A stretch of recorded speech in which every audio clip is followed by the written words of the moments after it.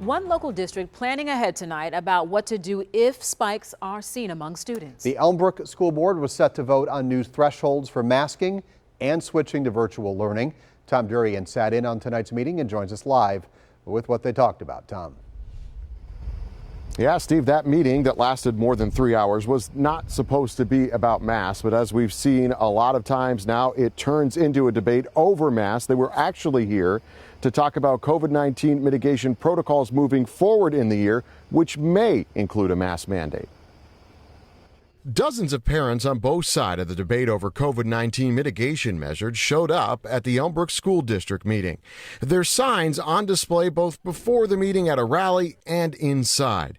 The district currently has both mask-required classrooms and mask-optional rooms, but they are looking ahead to the potential spread of the Delta variant. Some parents are concerned about their kids getting sick. Our proposed mitigation strategies and thresholds are not enough to protect our children. The district submitted several plans that are triggered by disease spread in individual schools and in the greater community.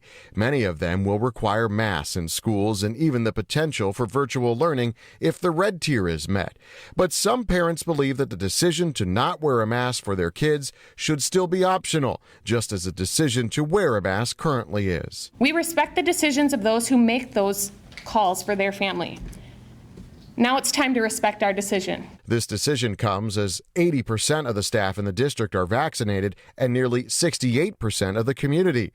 The current COVID-19 procedures were agreed upon last month, and the potential to change them wasn't well received by some board members. We have moved from personal decision for parents and staff to now we will dictate and control your personal convictions. Ultimately, with just one opposing vote, the board decided to focus on the disease level inside the school community, which is about 45,000 students, teachers, and parents, adding that when any level of additional COVID-19 mitigation thresholds are met, the board will hold a meeting to discuss the changes. No matter what this board decides, because we're getting input from a divided community, it's going to be somewhat unpopular.